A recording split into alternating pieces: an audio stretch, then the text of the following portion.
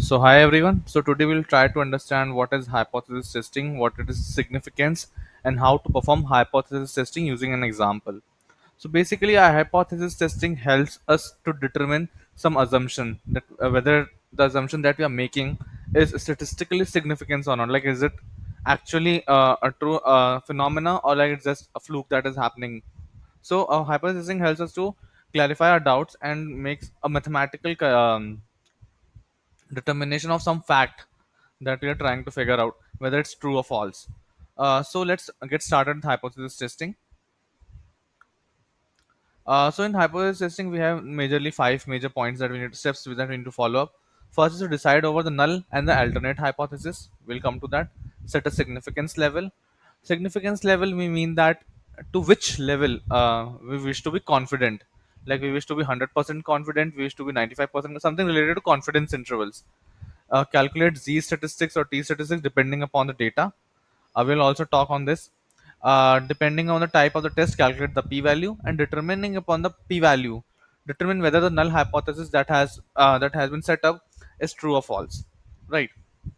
Now, we must remember that in hypothesis testing, we can always reject a hypothesis, but the hypothesis doesn't get accepted. So, for example, if we set up some hypothesis and we are not able to reject that hypothesis, that means that doesn't mean that the null hypothesis is true. So, null hypothesis testing can be helpful in rejecting a hypothesis but not accepting it. Just remember this. Now, let's pick up some example. Suppose that a doctor claims that 17 years old have a body temperature higher than a normal temperature, that is 98.6 degrees.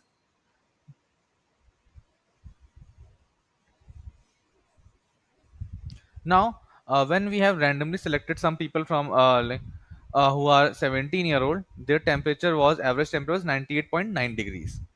So the normal temperature is 98.6 degree, and as the assumption said, ki people with 17 years of age have a higher temperatures compared to normal people. That is, now eventually when we picked up some random samples, it comes to know that for 25 people from the age group of 17, the temperature came out to be 98.9. Now, also the standard deviation is 0.6 degree. Now, using this phenomena, we would be using hypothesis testing to assure that whether the claim made by the doctor, that is, people with 17 years of age, have a higher temperature or not. Because you see that we have a huge population and we have tested the claim on just 25 people. So, using some mathematics, we'll try to determine whether the claim made by the doctor is correct or not. So let's first of all get started with null hypothesis, setting up the null and the alternate hypothesis. So the null hypothesis assumes that no change has been observed in the two groups that we are considering. So the two groups are, one is the people with 17 years of age, another is other normal population that we have. So it states that no temperature change can be observed between the two age groups. And the alternate hypothesis will say that temperature of 17 years of age of people should be higher than the average human temperature. So now in this case, now the entire steps that we would be following is to figure out whether the null hypothesis can be rejected or not. Right. If the null hypothesis can be rejected, in the end, if we see that, this means that people of 17 years of age have higher body temperature as compared to others. So yes. Now choosing a significance level, it is also denoted as alpha mostly. So it is usually set up as 5% or 0.05. So it can be taken as a 95% confidence interval. So we'll see to it how does it impact our study. So we'll be following the entire mathematics. Second step is also done. Now we will need to determine whether the test that we are following is one-tailed or two-tailed test. Now in case of a one-tailed test, we have a less than or a greater than symbol coming in. Just remember this. So if you remember the problem statement that we're following up, it states that people of 17 years of age have a temperature higher than the average human temperature. This means that we are not talking that their temperature is not equal to the human average human temperature. Now, but we are stating that it is always higher.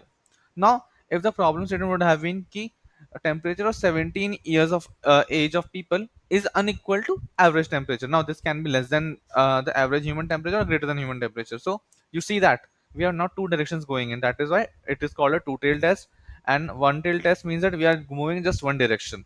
So currently, if you remember, we have the hypothesis that the body temperature of a 17-year-old is higher than that of an average human being. That means it is a one tail test. If it would have been it is not equal to the average human temperature, it would have been a two tail test.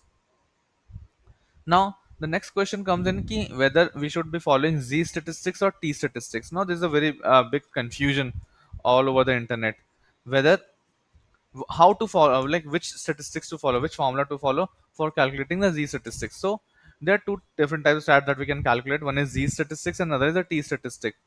Z statistic is considered when we have the data for the entire population, and T statistic is considered when we have a data for a sample of the population and not the entire population. Now, in our case, as you remember, we have picked up 25 the data for 25 people of the age of 17 years old.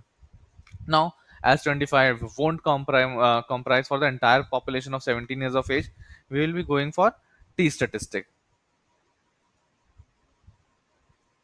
right? On the internet might be like people have their theories that if the sample size is greater than 30, then we should go for Z, else we should go for T. It's not like that. If you don't have the entire population, it's always T statistics, else it is a Z statistic. Now you can see that the difference in the formula, that it really doesn't differ a lot, just except for a root n. So if you look at the Z statistic formula, it's x alternate minus x null upon standard deviation. So if we go back to our problem statement, the x alternate is 98.9 and the x null is 98.6. So why we are calling this? Because if you remember, null hypothesis states that no temperature change has been observed. So if the case that there is no temperature change, it means that the 17 years of age of people should have a temperature of 98.6 degrees. Else, in case of alternate hypothesis, where we say ki the temperature does changes, so it becomes 98.9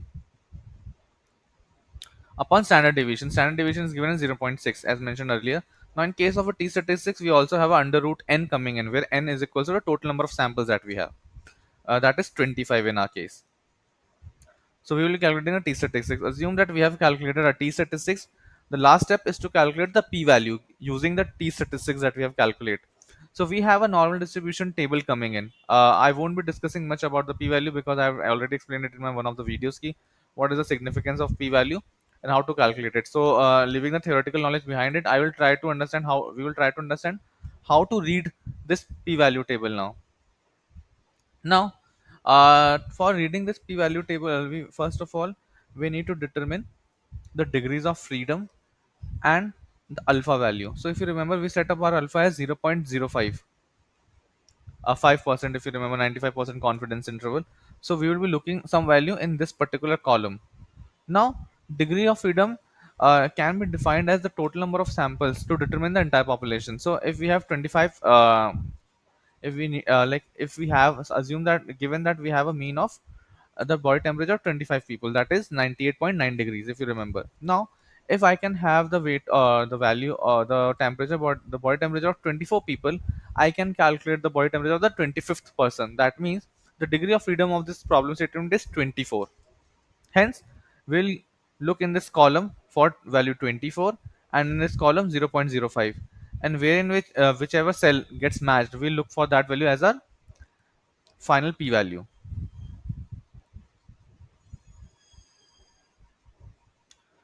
So like given an example, if the degree of freedom is 10, assume that we have 11 samples, so degree of freedom is n minus 1, that is 10, and the t statistics like using this formula that we have calculated comes out to be 1.9. We will be going in the 10th row in the 6th column, which corresponds to 0.05 alpha. So we said that degree of freedom is 10 and alpha value is 0 0.0, that is 1.8.